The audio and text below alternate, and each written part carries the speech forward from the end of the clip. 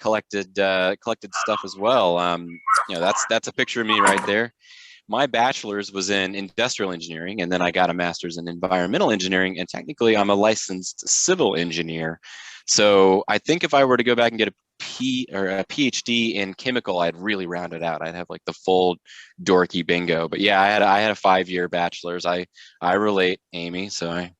These days, though, I've been with CDM Smith for 10 years. They call me a project technical leader, which means I kind of lead teams for the delivery of stormwater and sanitary sewer oriented projects all across the Southeast and technically the world, although I haven't worked outside of the States in a little while. And I'm licensed in Florida and Tennessee. And right now, as we just discussed, I sit in Nashville. And I'll give you a couple seconds to look at all the acronyms that I'm going to use in this presentation. That should be good. Okay, so I like to start with the finish so that you can think about what we're going to talk about before we get there. Because if you remember your days back in school, if you wrote like a 5-paragraph essay, they'd say you tell them what you're going to tell them, you tell them what you got to tell them, and you tell them what you just told them. But I think that these takeaways are really great to start with. And the ones in bold are the ones that I really want you to remember. And the first is that our context for flooding is often only as bad as the most recent flood. Also, weather is not random, it's chaotic, and I personally think that matters, so we'll talk about that. There are a lot of trees falling in a lot of forests. The place with the highest risk of tornado hazards is the Bronx. That'll be an interesting part of the conversation. Climate is what you expect, weather is what you get. That's NOAA's slogan, National Oceanic and Atmospheric Administration. They paved paradise, put up a parking lot, and now it floods all the time. And of course, citizens should understand that they are subject to a monetary risk calculation being made by every element of society. That's our duty as citizens to kind of understand why decisions are made, and it really does come down to a lot of monetary risk. But first, once in a lifetime, if the title of this presentation didn't make you think of that video, I just don't know. But we're going to talk about what is time. Because going back to when I was in high school, I recall one day they got everybody into the auditorium and we were going to have a motivational speaker. And this guy gets up there and he's kind of part preacher, part stand-up comedian. He's kind of like a C-list Steve Harvey. And he's giving this talk about using your time wisely, so forth. And he says, "What is time?" And it's silent in there. There's maybe 300, 400 people. And one kid stands up, and this kid is like the smartest kid. 1,600 on his SAT. Literally, this kid got a 1,600 on his SAT. And he shouts out, "Time is man's attempt to quantize the motion of the universe." And there's kind of a murmur, like, whoa. And all the dorks are like, yes, that's such an incredible answer. Because this guy's looking for an answer like I don't, what is time? It's like time is money. Time is what you use or whatever, But that has always resonated with me, and it was such a throwaway line for this kid. But time is man's attempt to quantize the motion of the universe, and that's really what we're trying to do when we talk about rainfall, when we talk about 100-year storms, and when we really talk about anything in science. It's our best guess at determining what's going on around us. So as we jump into talking about flooding, in that first takeaway, our context for flooding is often only as bad as the most recent flooding. If you've never seen something like that picture on the right, Hurricane Harvey, it would be almost impossible for you to imagine that it would be possible looking at when they were constructing that interstate there in Houston. It is something that even if you had seen some rendering of it, it would be difficult to imagine. It never floods like that before, or it's flooded worse in the past. I think when 1979, I just don't know. Flooding is often kind of like the lawyer's closing argument. The last thing that you hear is the last thing that you really remember, because it's just plainly difficult for us to remember what things looked like 30, 40 years ago. And things change in that period of time too, and we'll get to that.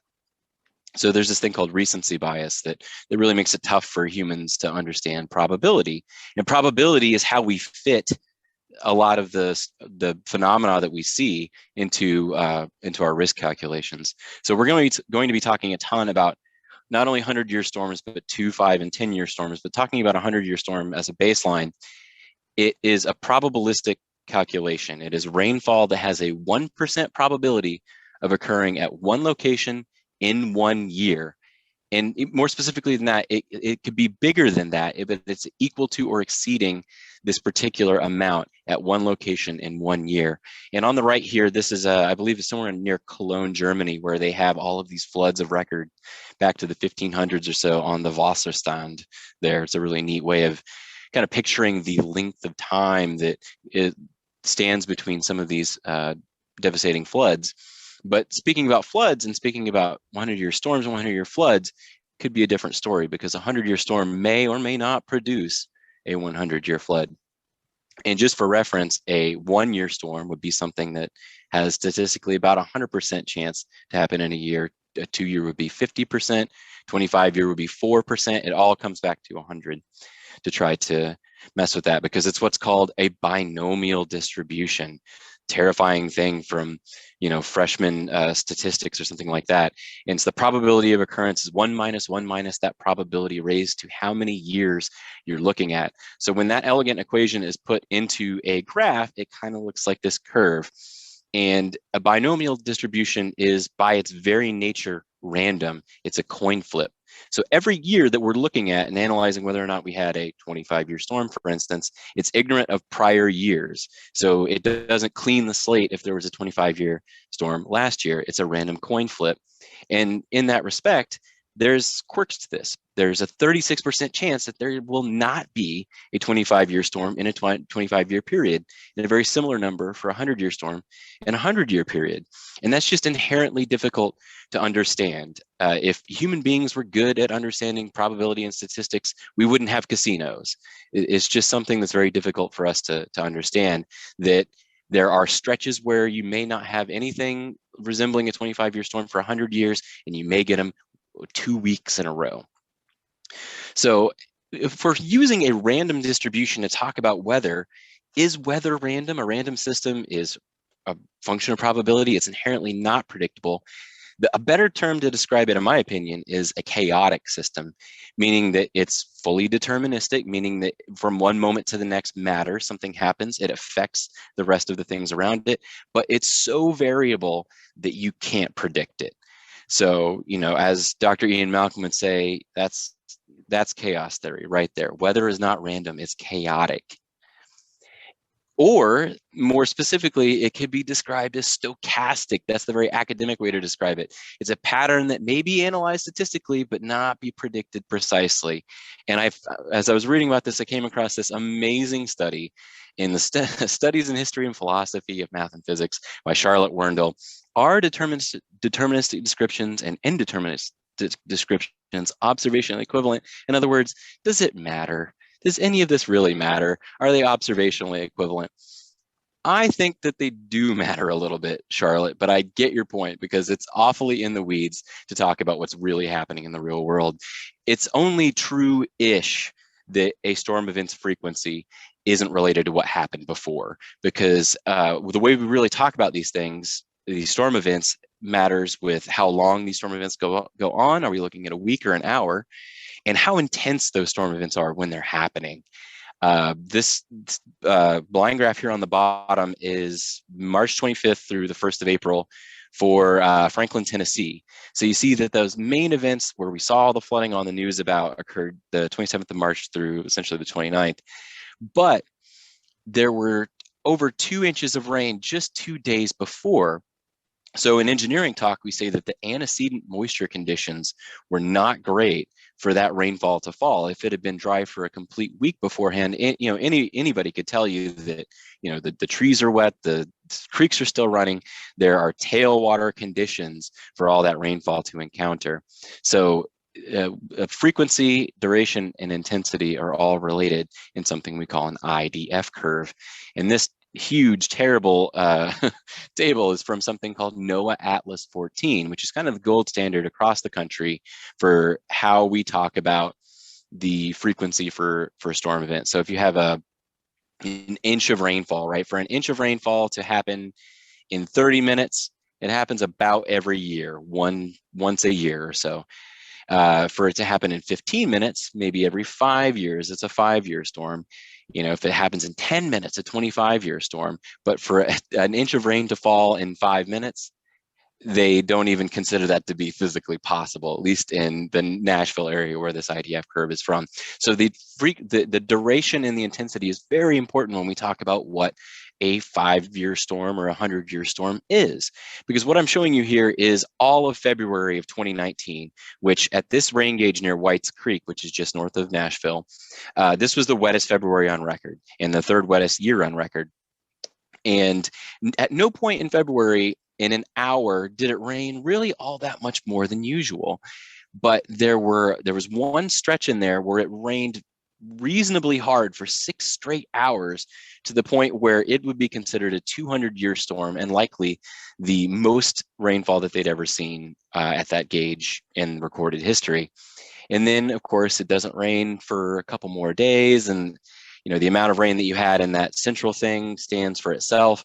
But then they had another storm within the 10 to 20 day region where it made those 20 days a 200-year return interval.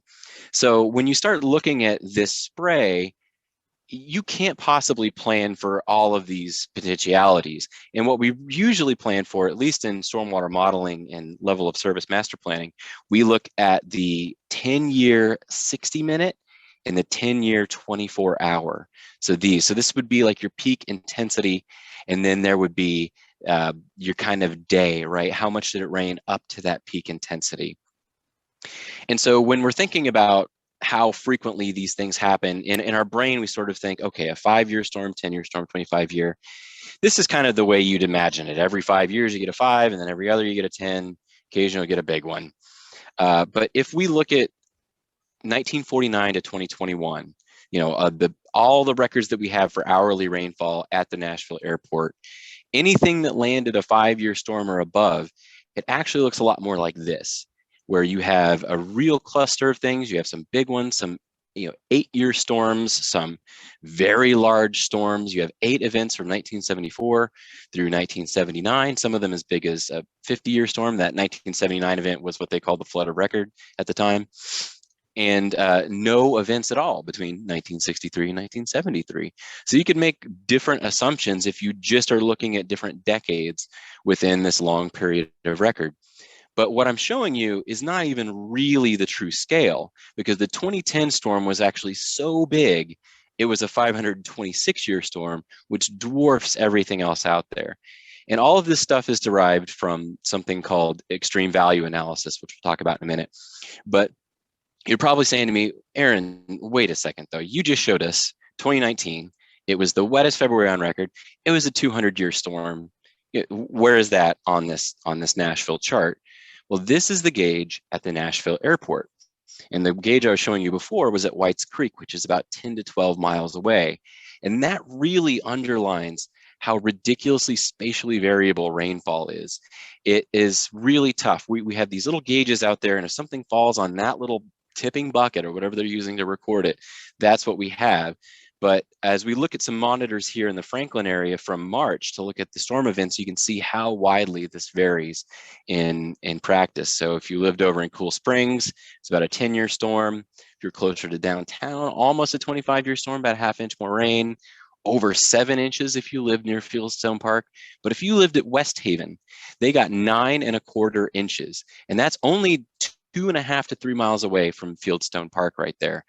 And that is really kind of incredible. And that's why I say one of our other takeaways is that there are a lot of trees falling in a lot of forests. So when we start talking about whether or not something is a 5-year storm and whether or not something's happening more frequently, inherently, the more you start to look, the more you may start observing the frequency of these storms is different. And if that's the case, what are the implications? And that's what we're going to get into next.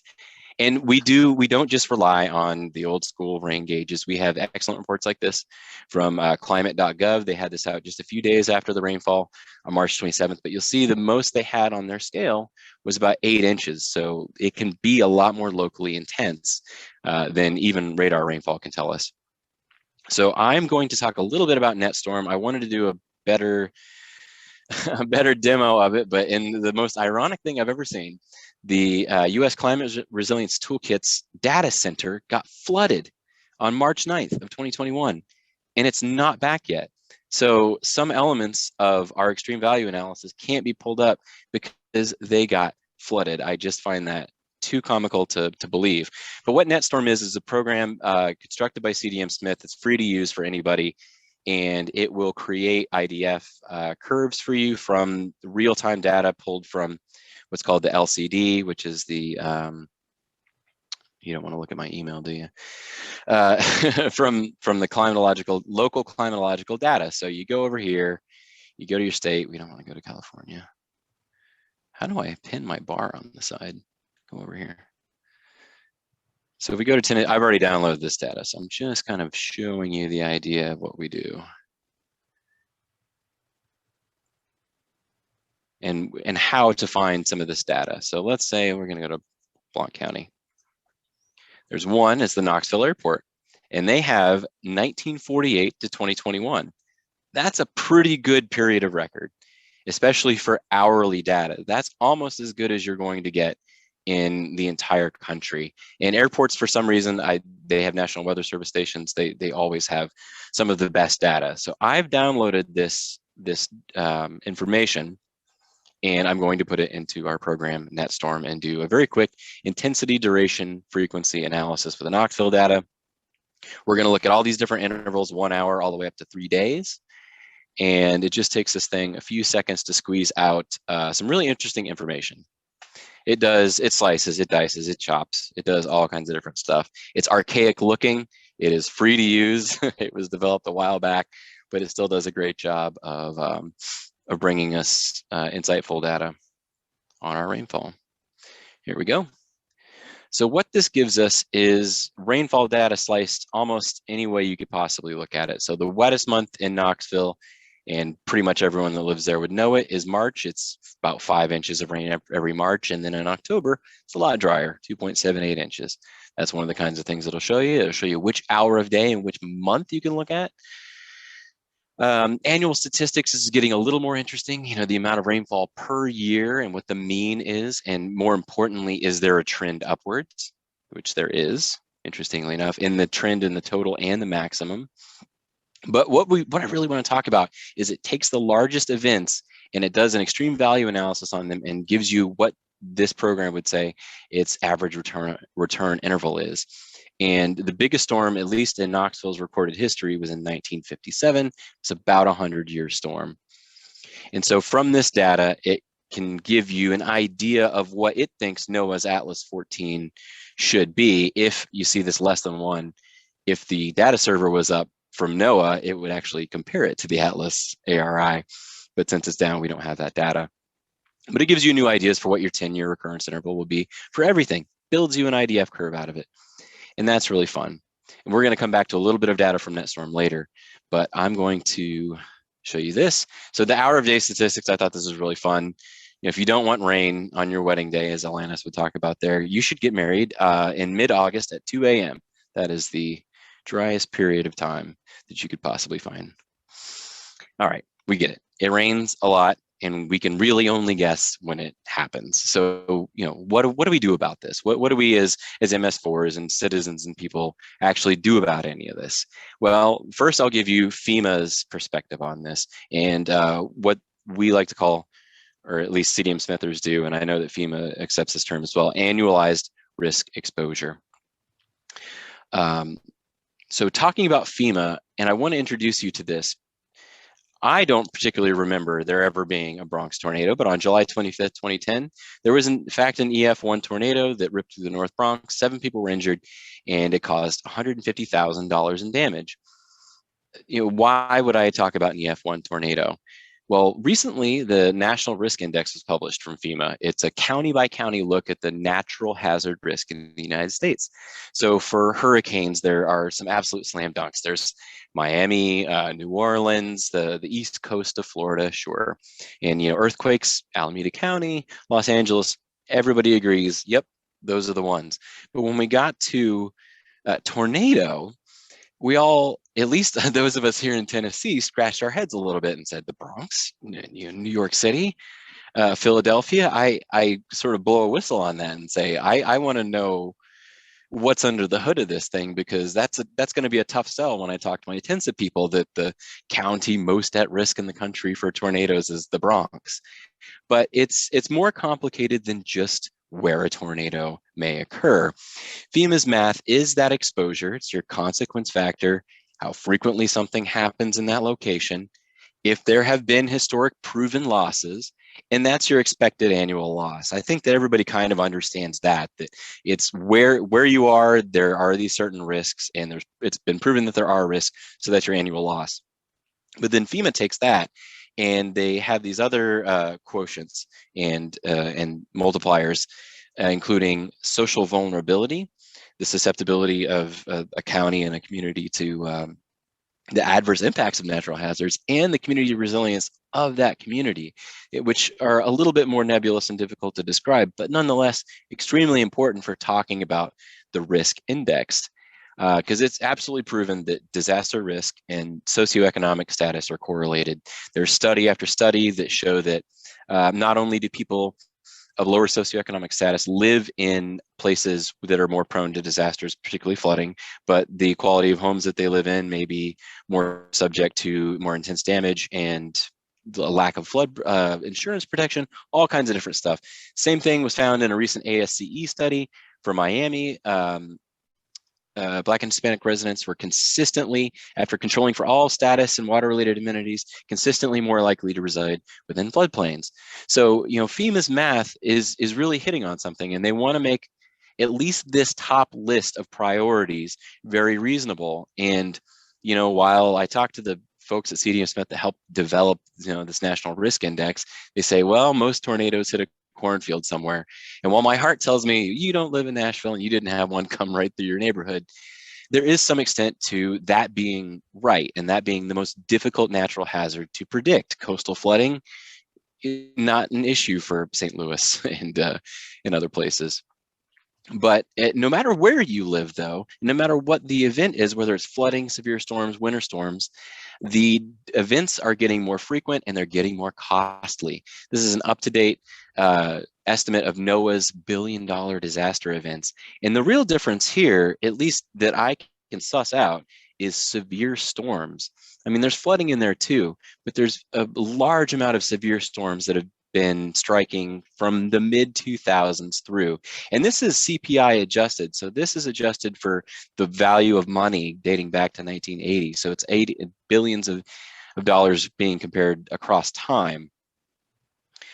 And so since these are being seen at a higher rate, the way that the benefit cost ratio is from FEMA, and several communities have learned how to use this tool and started planning for potential damages in their communities, is to build what's called an annualized risk exposure, where we don't just say, okay, our level of service is a 10-year storm, and everything above that, maybe we get them to buy flood insurance or something like that. Instead, you start thinking about what your risk budget is. It's not just we're planning for a 10-year storm. We're talking about 50% of proven 2-year storm damage, 10% of 10-year storm damage, and 1% of 100-year storm damage.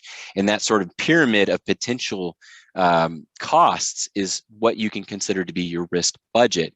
And I'm not talking necessarily about individual homeowners making this risk. I'm talking about what I'm calling the damage hierarchy. So your fire stations in your city and your key locations, maybe there's no risk of damage in a 10-year storm or something like that. But in a 50-year storm, if there were potentially $1.5 million in damages, which happened back in 1989 in the last 25-year storm, well, you say, let's take 4% of that known quantity of damage and build that into our potential budget to mitigate for these damages. And knowing that damage hierarchy is pretty important for your city, because I'm a big soccer fan, but if you have all of your properties on equal footing, it's difficult to come to conclusions about how to budget for risk mitigation. And a lot of that, this could be a whole other hour presentation, but prioritizing asset management. And not just asset management, but specifically finished floor elevations, flood tickets, and not just writing these things down or having them in an Excel spreadsheet, but having them geo-referenced, meaning they have a street address and not just a street address written down, a street address on a map in state plane or some other coordinate system that makes sense, and then a contextualized information that goes along with it. So not just something that says 2nd Avenue flooded. Was it, were there 6 cars that were damaged? There's the drains needed to be cleaned out, and they were, so it's a maintenance issue. So the contextualization of these tickets is just so important to add that little bit of metadata in to try to understand what the sources of potential floodings are. And of course, the last bullet I have here is that your natural features are assets as well. So watching the tailwater in your streams and making sure that the natural features in your community have their appropriate buffers is just as important. And the contextualization here, I'll give you an example of a community in Queensland, Australia that I worked on a project for. They didn't necessarily need to know which block, which house, which everything was going to be flooded in every potential storm event. What they wanted to do was have 24 hours ahead of time, if they could, to get the bureaucracy and paperwork out of the way and start warning people ahead of time. They wanted an early warning system. So their model that they have doesn't predict everything to an exact depth. They don't need it to be within an inch. They wanted to know, how do we close the street? What's the best way to warn residents? Do we request overtime from a police department? Is this going to happen at midnight or noon? There's differences to this sort of thing. Do we use sirens or SMS messaging? Because it's not about controlling the flooding alone. It's about controlling flooding's impacts and people's behaviors because of the flooding. Whew. So I put this in here so I could take a drink. That's my daughter on Easter. In her lovely little dress, picking up her eggs. Whew. Okay. Isn't she sweet? So everything we talked about up until now, everything we've talked about has had this implied word along with it. And that word is stationarity. What is stationarity? It means that we're comparing the climate of 1949 to the climate of 2021 and assuming that that's an apples to apples comparison along all of those extreme values, that the climate is in the same condition that it was back then. So the chances of that being true are very slim. So is intense rainfall getting more frequent? So even if we're looking and we're finding these events, is it because we're looking harder, or is there actual proof at multiple rain gauges that rainfall is getting more frequent and more intense? And before we talk about that, I do want to show you what NOAA describes as climate versus weather. Climate's what you expect. Weather is what you get. They have this cute graphic there that, weather is what you might wear that day because it's raining outside, but climate is your entire closet. It's all the potentialities, things that happen over multiple decades, like El Nino or the Atlantic multi-decadal oscillation, which I'm sure there's hour-long presentations about all of those. The Madden-Julian oscillation, which I find very fascinating, especially with regards to tropical weather. But weather trends themselves are like topography. Do you live at 1,000 feet or 1,500 feet? Because that might be the difference between snow and rain. Where's the jet stream at that day? So the NCEI, which is the National Center for Environment Information, put out this report that it's a climate stationary report, but they draw a trend along it for the past 115 years. And it's pretty ubiquitous across the country that in the heaviest 1% of events, the biggest events, there's a large increase in volume. And, I want to put out there that it's unmistakable that climate is changing, and it's due in large part to human activity. That is yet another hour-long presentation that I will let people more qualified than me talk about. But I'm assuming that is absolutely correct, and everything we're talking about is planning for it. That the biggest storms are getting bigger, and on the flip side of that, the dry years will potentially get drier. And one interesting thing to note that is a corollary to that is each increase of 1 degree centigrade in temperature allows the atmosphere to hold 7% more water vapor. CDM Smith did a research and development project back in 2010, came to almost the exact same conclusions in the same regions that for our region, Tennessee and the Southeast, changes to seasonal precipitation and increased frequency of storms. So I think that sort of is a check on that. So if things are changing and we need to plan for them, what can we look at to plan for the new normal, right? What would it take for a design intensity that we prescribe as an MS4 or as a part of a drainage plan to change? And if we're looking at a stationary extreme value analysis, I had data from that storm before this big event that just hit in March, and I had data from after. So getting one of the biggest storms that we've ever seen in Nashville, it changed the 2010 flood from a 526 to a 516 year. So it said that's probably not as rare as we think. But down in the more common events, like a 5-year, it changed them negligibly to 4.97 to 4.79. It's really not changing the 5 and 10-year events. It would take a lot of really big rainfall to change that sort of stuff, because it's dragging all of the old events along with it. It's comparing everything along this line back to 1949. And some of our colleagues in Raleigh did a research and development project for the city of Chapel Hill, because Chapel Hill had seen a lot of 5-year storms, almost a 5-year storm essentially every year for almost 5 years. So they said, can we do a non-stationary analysis, and what would that take? And with NetStorm, they did just a rolling 30-year analysis. So we're only looking at the last 30 years. If it's 2021, we're only going back to 1991. And let's compare that to the whole thing to see if we're moving up in the past 30 years. And in Chapel Hill, those results were very straightforward. There's a solid trend line for the 2, the 5, and the 10-year. So almost every degree of rainfall is getting more frequent and more volume to these events, a 10 to 20% increase in precipitation. So I thought, well, I have NetStorm. I can do this for Nashville, right? Well, Nashville was not so decisive. Science is kind of messy at times. You know, you don't go looking for what you want in science. You get what you get, and then you think about what you've seen. So if we're looking at the last 30 years, if you remember back in the 1970s, there was a lot of really intense events in this big cluster. And when those come out of the question, the 20th century averages kind of come back up to meet what we've seen in the past 30 years. But one thing is true, though, that the 100-year storm, this yellow line, the biggest events are still way above what they were back in the 40s, 50s, 60s, and 70s. So the biggest events, we can say, at least I believe, maybe we're seeing the same frequency of events, but the biggest ones are more intense. As for total rainfall, there's a decent trend line there too, a couple more inches per year from 1949 through 2021. And thinking about the ramifications of this, what does this mean? Is 2 to 3 more inches a year, is that happening a little bit every day, what some climate scientists call the drizzle effect? Or is that 2 to 3 inches coming in that biggest event every year? That's something that is really yet to be seen, and I wish I had a good silver bullet answer for that. And if only there were some reasonably large city halfway between Nashville and Chapel Hill that we could look at and say, well, maybe there's another example in Tennessee of a city that may be seeing increased rainfall. But there is. It's called Knoxville. And so Knoxville, that thing that we just ran and had a look at, has absolutely seen a very similar trend to Chapel Hill in terms of its rainfall event. So starting about 10 to 15 years ago, you see those averages start to creep up from the 20th century values.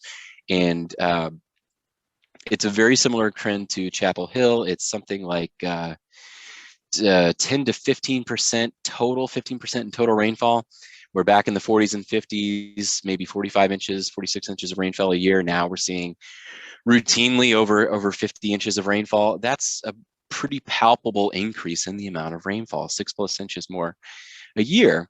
So once again, we talk about the extreme spatial variability of rainfall. These things are somewhat regional. If you go back to that NCEI's map, they lump together like all of the Southeast and they say 18%. Like, okay, that's somewhat true. But if cities that are 3 hours apart can have drastically different multi-decadal trends, it's worth it to look at weather alongside climate.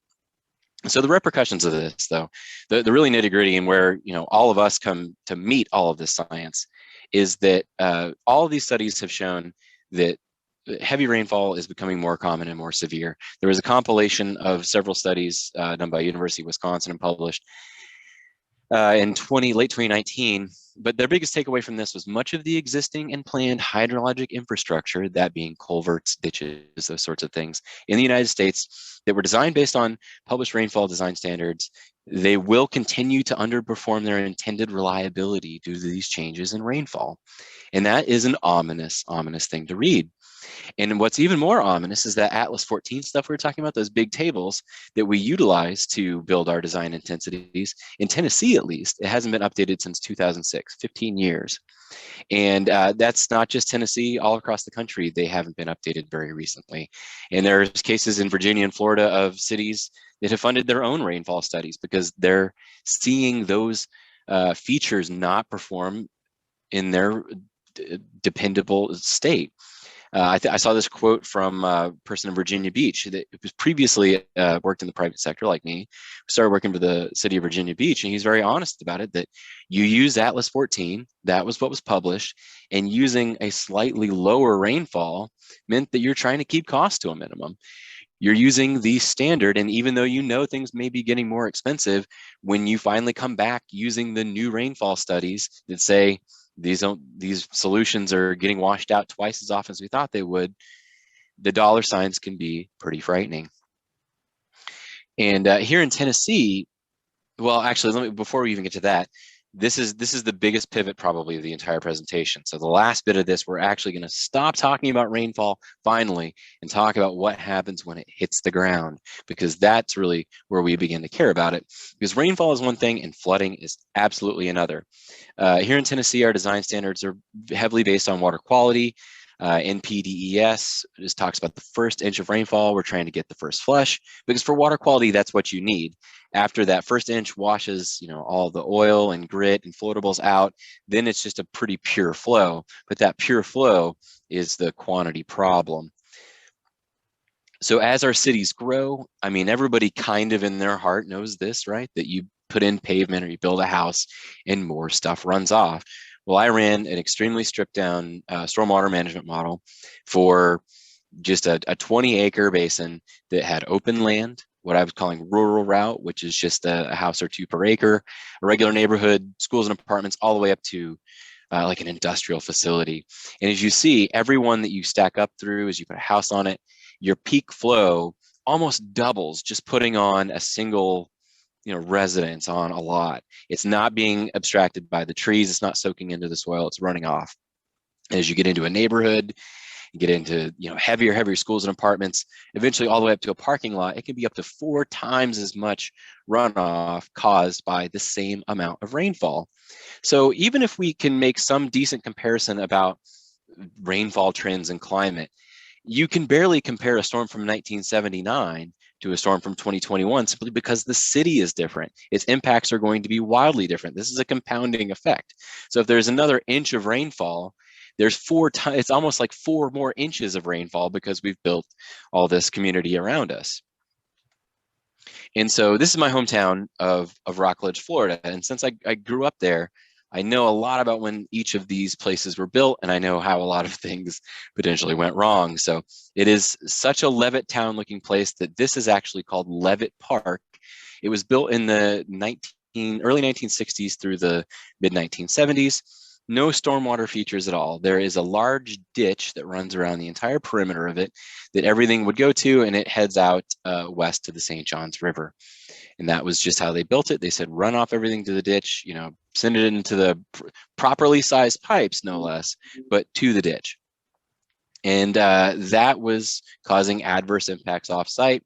There was flooding. So by the 1990s, they built Pelican Harbor, which had detention ponds within. So the runoff was being actually actively mitigated for, and they weren't just kicking it into the ditch. But even then, these ponds, when they get full, there's a riser that flops over to that very same ditch that needs to go off site. And by 2006, the city itself had to pay for this regional stormwater pond that used to be our practice soccer fields at the front of the subdivision there. A very large pond that's tied in, and they have an aerator on it. It looks good, but that was on the taxpayer dime because it was done well after any of this development occurred. And you can see what was built in 2010. The design standards changed a little bit. They had to prove that they were not sending flow down to the where everybody else is sending flow on site. So they, and the word punish is kind of a hard word, but they're abiding by the mistakes, for lack of a better term, in planning by previous developments. It can be done. It can be done, but unfortunately, you have to learn the hard way through repetitive losses and repetitive maintenance that these design standards need to change. And in Florida, there's a popular concept that I've seen. I'm not sure if it's how widespread it is here in Tennessee, but it's called the no adverse impacts movement. And it's more of a legal movement than it is necessarily an engineering movement. It has engineering and stormwater ramifications because that's how we build, but it's largely focused on proving that there were cases of where local governments have been held liable for causing damage to wetlands, not operating flood control structures properly, issuing permits to development that harms a third party. That maybe makes the hair on the back of your neck stand up. And in reviewing all these cases, what Ed Thomas says is that, what they did wrong was that they did not think about no adverse impacts. They didn't identify the impacts in the first place, which is possible. They did not notify people downstream if there were going to be impacts. They didn't reconsider the project or redesign it in any way. And they didn't do any sort of necessary mitigation for it. And, a lot of those things, F really all of the above is probably in some cases the truth. But this is gaining a little bit of steam. It's not business friendly. It's very legalese, but it's been adopted by a lot of governments that have seen repetitive loss, but they still want to try to make the most of their urban planning. Because for every column A, we have on the left here, a really nicely designed subdivision where they left buffer space. There's aerated ponds that are probably about the right size for this development. You've seen the column B's on the right, where it's just an enormous amount of pavement. There aren't even vegetated swales in there. There's probably a couple big old pipes or box culverts that run underground and kick it out to a pond. So no matter what happens, we're dragging all of that 20th century architecture along with us as we make plans for the 21st century. I say we're the sum of our mistakes, but we're the sum of our successes as well. And these are some sort of more rhetorical questions. Is it fair to ask new development to pay for what's come before? Get stuck holding the bill for what's happened over the past 150 years in urban planning. Is that fair? Is it fair for the burden to then fall on the individual consumers, that the taxpayers of a county or a city have to fund millions of dollars worth of improvements for something that may or may not have been feasible in the first place, but was built anyway? And I'm not just talking about your average Lowe's or a housing development or whatever. Look at the bottom picture here. I know it's a funky colored thing, but these are contours, and this is a bayou in Memphis called Gayoso Bayou, where the original bayou was probably this long, low floodplain, and it was channelized eventually into these deep cut channels so they could put roads through them. But then I-40 came through and dropped these enormous blocks directly across what used to be this relic floodplain in the middle of the city. And we're not changing things like that. We're not going to ever mitigate for I-40 having been dropped in there. I mean, we may do mitigation from like a wetland damage standpoint, or we can put in swales or whatever else, but this stuff is built. So we have to have this as a consideration in every upstream element that we add to the system, and it becomes cumulative. No matter what happens. Here's a picture of the 1979 flood in Nashville, which for 31 years was the flood of record, the one that everybody thought of when they were using their recency bias and thinking, how bad could things possibly be? Well, it was like 79. 79 is as bad as it could have possibly been. No matter what happens, there's a whole hour-long presentation in this, but stormwater utility fees are equitable by design. They help fund departments and things like the capital improvement that you need by looking around the city and saying, where are the impacts coming from? There's your average user that owns a home, sure, but there are million square foot facilities that generate a ton of runoff. Are they mitigating for it properly? Are they not? We can build a rate fee around that. Like I said, there's a whole hour-long presentation to be made there. But in bold, I have design standards can and should be reassessed, even if it means rethinking what we consider rainfall to look like in our community. It can be reassessed. and thought about and planned for. And data is always better with context, right? When it comes to thinking about how flooding could impact your community, what parts of your community need that context? Where can we link the socioeconomic status in our community and to flooding impacts and possibly get bonds or grants? Can we leverage what we have around us in every possible way to mitigate for the effects of the growth in our communities? And this is a very diplomatic thing that I've written here. It's more of a reminder for myself as a person who works in private sector, but solutions derived from planning should be conscientious of funding limitations. Because on paper, I can make a report for you that solves every one of your problems. We can model the entire system to death and tell you that in a 100-year storm, not a single house is going to flood. The only problem is it's going to cost $50 billion, right? It's not going to happen. If you're going to get laughed at in front of council, we have to have reasonable solutions that utilize annualized risk exposure and try to find a sweet spot where we can get things actually funded and built, and yet try to build our way toward a community that only gets shocked by potentially the biggest events, if at all. And the biggest takeaway I had at the very beginning there, the bolded thing, citizens should understand that they're subject to a monetary risk calculation being made by everyone, but especially by corporations, politicians, and interests. So, when we're following the money on these sorts of things, and who debates these no adverse impacts things, and who is being affected by the potentiality for mitigation, oftentimes it is interests and corporations, and they wield a ton of power versus me, Joe Schmo, talking about rainfall and how the ditches aren't big enough. I try to make this presentation as sexy and as fun as possible, but money is really the driver behind it. And it's just important to know that there's a risk calculation. There's actuarial science to everything, including flooding. I always close with this quote, and I see some questions that come through, and we'll talk about it. But this is our buddy Al Gore from Carthage, Tennessee. It's virtually impossible for participants in the current political system to enact significant change without first seeking and gaining permission from the largest commercial interests who are most affected by the proposed change. And that really could be said about almost anything. I'd have to agree with that one. So that has been an absolute roller coaster, and I think we got about 10 minutes or so for questions. I'd love to attack some. Are there some in the chat, Charlene? At this moment, there are none in the chat. Would you like folks to unmute and ask questions, or ask it on chat, which is best for you? Oh, either way. Anybody have any questions?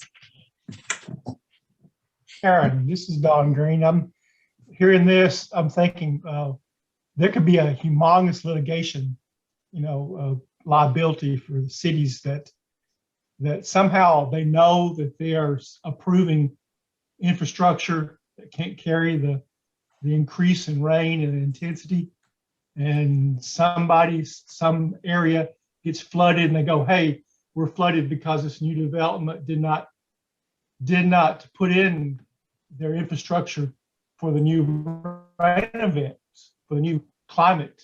So they sue the city or they sue the community because they knew they should have increased their regulations, but they did not. So I see something like that coming down maybe in the future. Absolutely. And I think that the caveat that I've talked about Virginia Beach before, and part of the reason that they were forced to look at their rainfall is not just because they're a coastal city and they're also dealing with the potentiality of sea rise, but they are subject to the Chesapeake Bay total maximum daily load.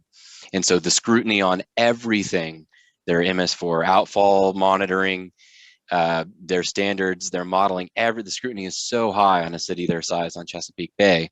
So that would be something that you may see if there were ever a nutrient-based or a more intense TMDL on like the Tennessee River or the Mississippi, which is possible. It's crazy, but it could possibly happen. They did Chesapeake Bay. If there were a TMDL on the Mississippi, that would just pull back the hood on every community and every outfall. And I'm doing my best doesn't necessarily hold up in court, and you can prove that it's like, well, council council maybe shot this down or whatever else, or it really is a nightmare scenario when you start peeling back the realities of you as an MS4 up against potential litigation from repetitive loss properties. And it's happened.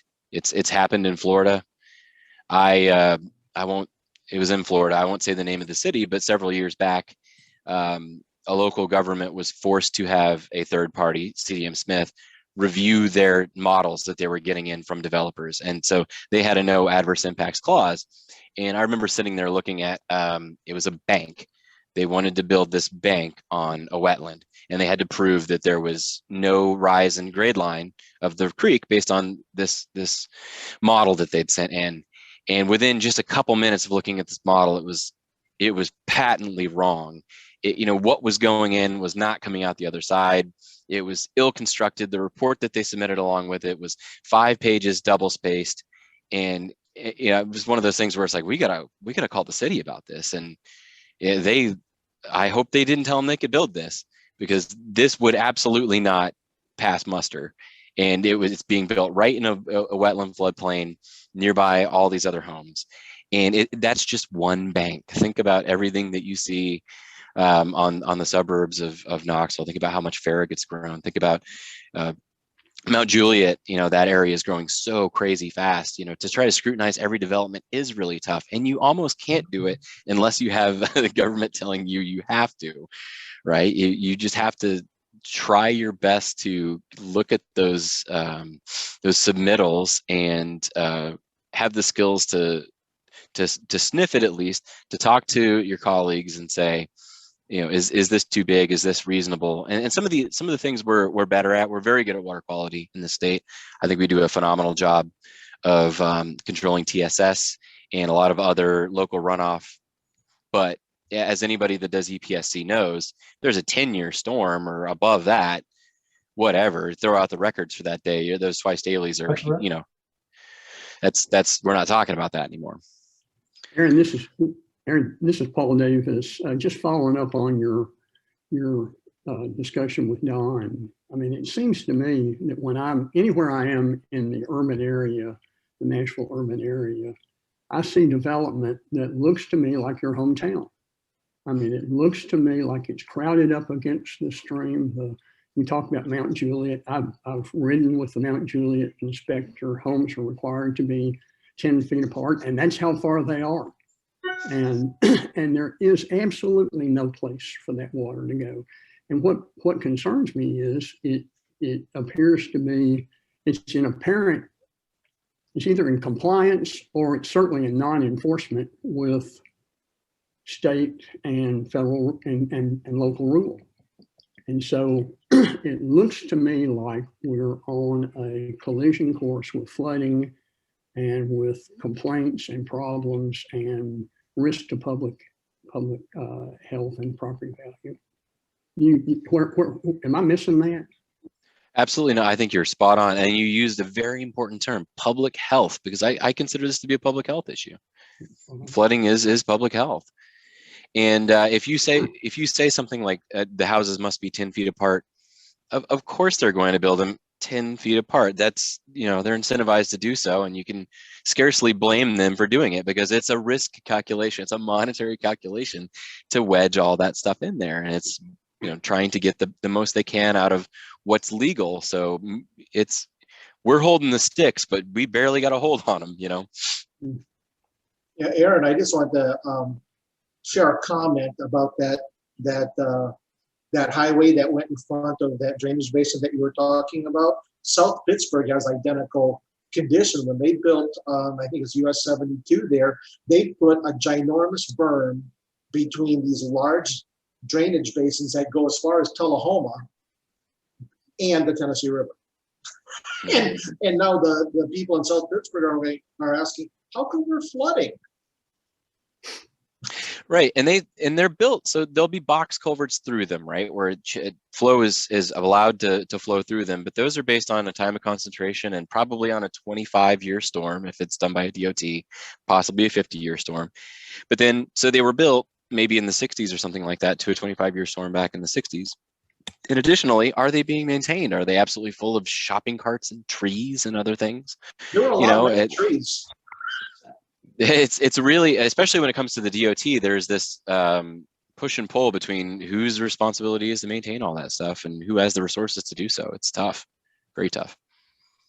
So in the chat, I saw, I think that was Cynthia had written also content overlap with land capability and suitability on, yeah, soils and underground impacts like a high water table. That's absolutely right. You know, we have pretty clayey, silty soils here, so there's not a ton of infiltration when it does rain.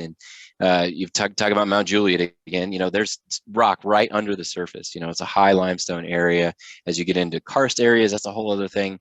Yeah, we don't have the benefit of like my hometown in Florida. Everything's sandy there because it's practically the beach, right? So their infiltration values are ridiculously fast, a foot per hour or something like that, 10 times as an order of magnitude as fast as you would get in Tennessee. So, you know, the amount of smaller rainfall throughout the year, even if it's a 1/10 of an inch per week or something like that, permanently rising the water table, boy, there's a study to be done there.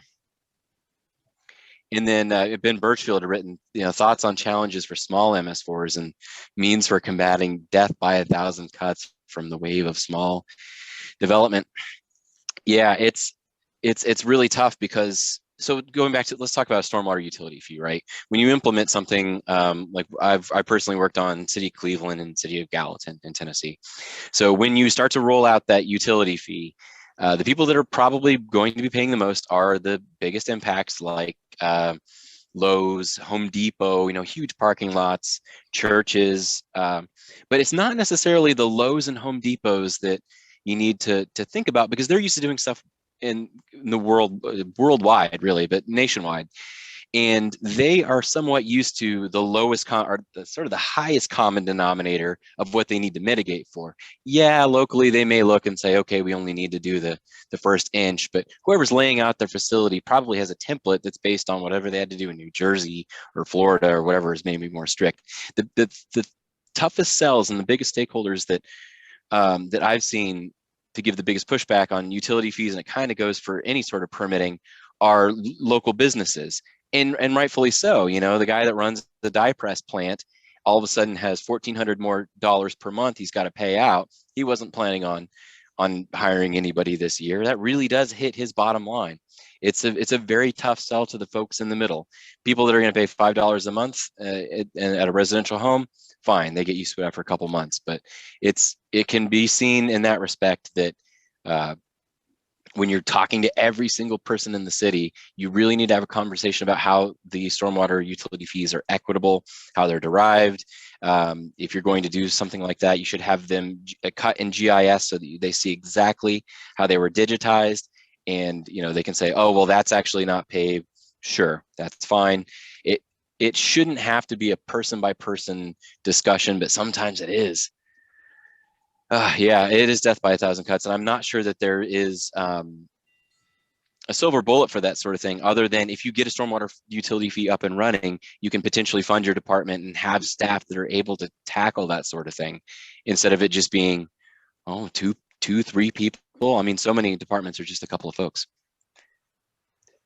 So Amy says, because I'm shameless, everyone, please, yeah, like our Earth Day videos, like TDEX Earth Day video, that's right, and like all of our TNSA videos as well. Can you comment on this and how it relates to the community rating system? I don't know that I can. I don't know that I'm qualified to talk about that. I might not be the right guy. I could put you, if you really want to know, I could put you in touch with somebody else that works for CDM Smith here in our Nashville office, but I don't do a ton of work with that. I don't want to say something that ain't true. I mean, I could talk all about community resiliency and how public education and how public events are a huge part of improving resiliency, because when people start thinking about the stuff that's around them and thinking about their community, they start to see when those things change for the worse. And it's not a shock or a wake-up call when the big event happens. They're thinking about stormwater as part of their everyday lives. Well, if that's all, I think we made it through the hour. I really appreciate the excellent questions I've gotten from folks. That's my contact information. Please call me. I'm actually giving this talk again next month to the Memphis Engineers Club. They asked me to give this talk. It might be a little more hard of a talk. I might be talking about things like synthetic storms and exactly how we model these storms and how we plan for them. But otherwise, it's going to be a very similar talk. And I really appreciate the opportunity of giving it to you. I did have a request from John Doss. I don't know if you saw that, if they can have a copy of your slides. Yeah, sure. Okay. And then I had one other question. I don't know if he's still on here. Thoughts on challenges for small MS4s and means for combating the proverbial death by 1,000 cuts. Did you already answer that one? Yeah, to some extent. To some extent. I'm sorry. And, sorry. you know, I'm behind it. The answers are kind of like their eye rolls, like, oh, just have more staff, and like, well, yeah, that's not gonna happen. I do think that it helps to get somebody a couple more thoughts on that. Maybe it helps to have people on council on your side, so that you know you're not the one alone talking to developers and whatever else. It helps to have a team of people that understand this in layman's terms and can and not have canned talking points, but to be able to speak outsider language about this sort of thing. I have never used LiftSim modeling. Nope, unfortunately. I use Mike Urban. I use Swim every single day. I model in Swim, particularly PC Swim, but not LiftSim, no. All right, I got a little bit to share, and then we can move on. Thank you so much, Aaron. That was great. We had 55 folks